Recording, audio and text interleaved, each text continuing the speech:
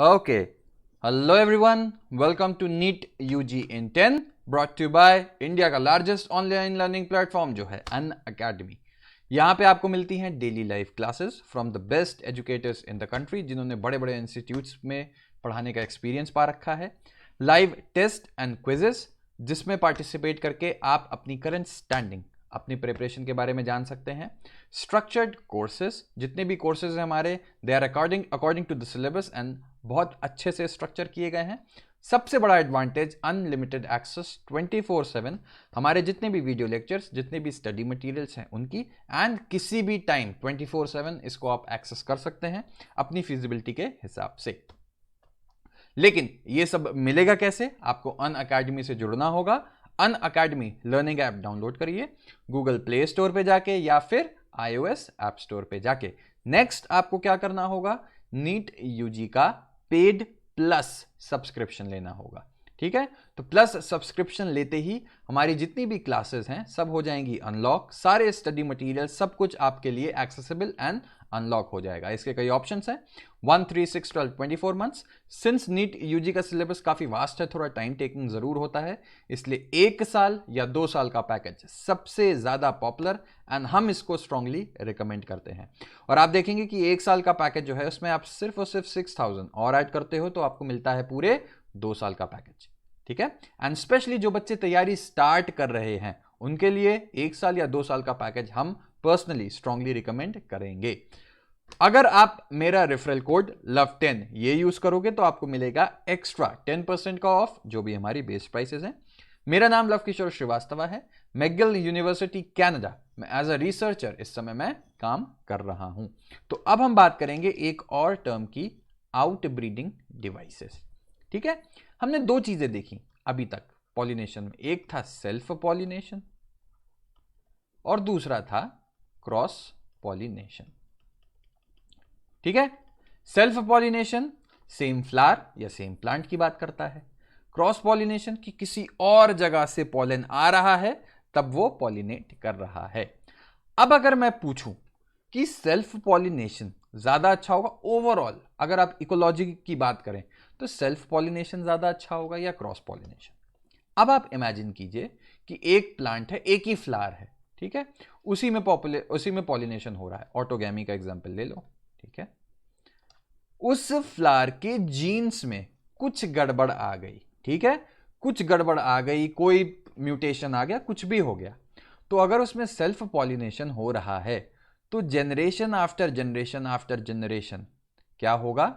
वही खराब gene carry forward होता चला जाएगा ना, है ना, क्योंकि कोई वेरिएशन की तो बात ही नहीं आ रही है यहां पे। ठीक है, लेकिन इसी चीज को आप क्या कह सकते हैं, धीमे धीमे और प्लांट में कोई वेरिएशन, नई वैरायटी आ ही नहीं रही, तो ये टर्म आता है एक जिसको बोलते हैं इनब्रीडिंग डिप्रेशन। इनब्रीडिंग मतलब एक ही प्लांट में, ठीक है, स्पेसिफिकली उसी में आप उसी की ब्रीडिंग, सेल्फ पॉलिनेशन होता जा रहा है। ठीक है, क्रॉस पॉलिनेशन में क्या होगा? कोई भी जीन अगर डिफेक्टिव है तो हो सकता है, चांसेस हैं कि जब वेरिएशन होगा तो वो जीन मिक्स हो जाएगा, डाइल्यूट हो जाएगा कहीं ना कहीं।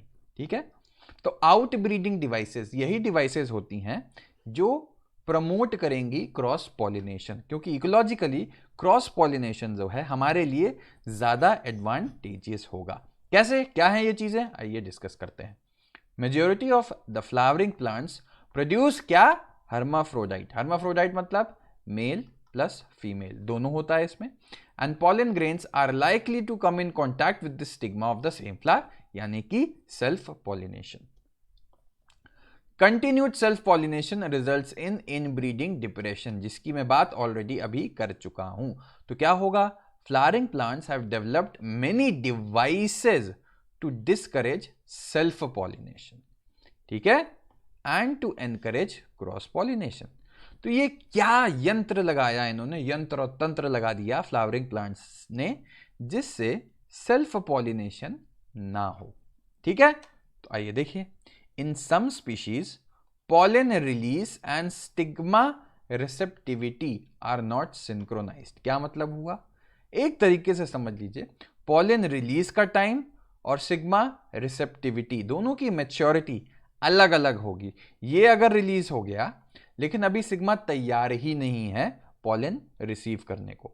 तो क्या होगा, ये पॉलन ग्रेन इसको कभी फर्टिलाइज ही नहीं कर पाएगा, है ना, क्योंकि दोनों की टाइम ही अलग है। तो एक तो आपने ये देखी, तो क्या होगा, either pollen is released before the sigma becomes receptive, या इसी का उल्टा, सिग्मा पहले हो जाता है पॉलन के रिलीज से।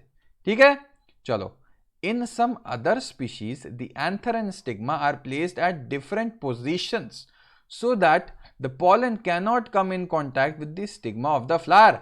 अगर ये इसका मुंह ऐसे है मान लो, ठीक है, एंथर ऐसे हो जाए, ठीक है, तो क्या होगा, एक एंथर जो ऐसे है, दोनों में डिफरेंस देखना, एक एंथर जो ऐसे है इसमें चांसेस ज्यादा हैं, अगर पोजीशन ऐसे है तो चांसेस कम हो जाएंगी। ठीक है, तो इस टाइप की फ्लावर की पोजीशन भी कितनी इंपॉर्टेंट हो सकती है ये आपको बताया जा रहा है। बोथ दीज डिवाइसेस क्या प्रिवेंट करेंगी, ऑटोगैमी, यानी कि सेम फ्लावर। ठीक है, अच्छा, अब बात आ जाती है जो तीसरी डिवाइस आएगी जो अभी मैं बताता हूं टू प्रिवेंट। डिवाइस का मतलब बेसिकली टेक्नोलॉजी जो प्लांट ने खुद डिवाइस की हुई है, किस लिए, सेम या सेल्फ पॉलिनेशन रोकने के लिए। क्या होगा इसमें, देखिए अब, this is a genetic mechanism and prevents self pollination from the same flower और other flowers of the same plant from fertilising the ovules by inhibiting, कैसे, पॉलन जर्मिनेशन और pollen tube growth in the pistil. ठीक है, मान लीजिए आ ही गया pollen grain, time पे ही आ गया। ठीक है, अभी जो गैमीट, अभी जो स्टिग्मा है वो रिसेप्टिव भी है और पॉलन रिलीज भी हो गया उसी टाइम। तो क्या होगा, एक तीसरे तरीके का मैकेनिज्म, तो दो मैकेनिज्म तो आपने देखा था कि टाइम अलग कर लो, पहला सिंक्रोनस, सिंक्रोनस मतलब दोनों एक ही सिंक्रोनाइजेशन में हो टाइम के बेसिस पे, कि जिस समय ये मैच्योर हो रहा है उसी समय ये भी मैच्योर हो रहा है, लेकिन दोनों की मैच्योरिटी का अलग कर दो, चाहे एंथर चाहे सिग्मा, ये पहले अगर रिसेप्टिव हो गया तो आपको समझ गए आप बेसिक क्या मैं बोलना चाह रहा हूं। अब बात आ जाती है कि पॉलन जर्मिनेशन ही रोक दो, पहुंच गया ये स्टिग्मा पे तब भी, ठीक है, स्टिग्मा पे पहुंच गया पॉलन, लेकिन अब आगे जो पॉलन ट्यूब बननी है यही इनहिबिट हो जाए, तो क्या होगा, तब भी फर्टिलाइजेशन नहीं होगा। ठीक है, another device to prevent self pollination is production of unisexual flowers. अब बताओ, इसकी तो कोई काट ही नहीं है ना, उस फ्लावर में सेल्फ पॉलिनेशन हो ही नहीं सकता क्योंकि इसमें सिर्फ या तो मेल या सिर्फ फीमेल होगा। ठीक है ना, और ठीक है, तो क्या होगा, एंथर जब पॉलन ग्रेन आएगा तो किसी और स्टिग्मा को खोजेगा ना, क्योंकि उस फ्लावर में तो स्टिग्मा है ही नहीं, बिकॉज ये यूनिसेक्सुअल है। ठीक है, if both male and female flowers are present on the same plant, जैसे कि कैस्टर एंड मेज, जिसको मोनोशियस कहते हैं, ये बताया हुआ है पहले आपको, it prevents autogamy but not गीटोनोगैमी।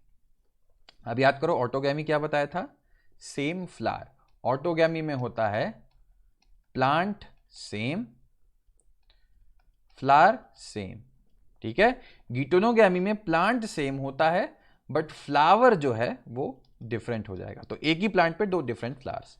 ठीक है, अब in several species such as papaya, male and female flowers are present on different plants, that is each plant is neither male nor female। ठीक है, बिल्कुल सेल्फ एक्सप्लेनेटरी था, इसमें कुछ दिमाग लगाना ही नहीं। इसके कारण से क्या होगा, this condition prevents both autogamy and geitonogamy. ठीक है, तो चलिए, आई होप कि outbreeding devices, in short outbreeding devices क्या है, सेल्फ पॉलिनेशन प्रिवेंट करना और क्रॉस पॉलिनेशन बढ़ा देना। क्यों होता है, इनब्रीडिंग डिप्रेशन आ जाएगा अगर सेल्फ पॉलिनेशन होता रहेगा लगातार, जो कि हम नहीं चाहते। क्रॉप्स हो गई, एग्रीकल्चर में बहुत ज्यादा इसका यूज होता है ना, क्योंकि आप नहीं चाहेंगे कि इनब्रीडिंग डिप्रेशन हो, प्लांट की प्रोडक्टिविटी कम हो, रिप्रोड्यूसिबिलिटी कम हो। ठीक है, इन सब चीजों के लिए प्लांट को क्रॉस पॉलिनेट कराते रहना जरूरी होता है। ठीक है, तो अब आपको समझ में आ गया होगा आउट ब्रीडिंग डिवाइसेस का क्या यूज है और मतलब क्या होता है। इन breeding self pollination, out breeding cross pollination. ठीक है, तो वीडियो पसंद आया तो लाइक करो, कमेंट करो, सब्सक्राइब करो। love10 जो मेरा रेफरल कोड है, इसको यूज करके आप अनअकैडमी से जुड़ सकते हो, मिलेगा एक्स्ट्रा 10% का ऑफ। थैंक यू ये लेक्चर सुनने के लिए, मिलते हैं नेक्स्ट लेक्चर में।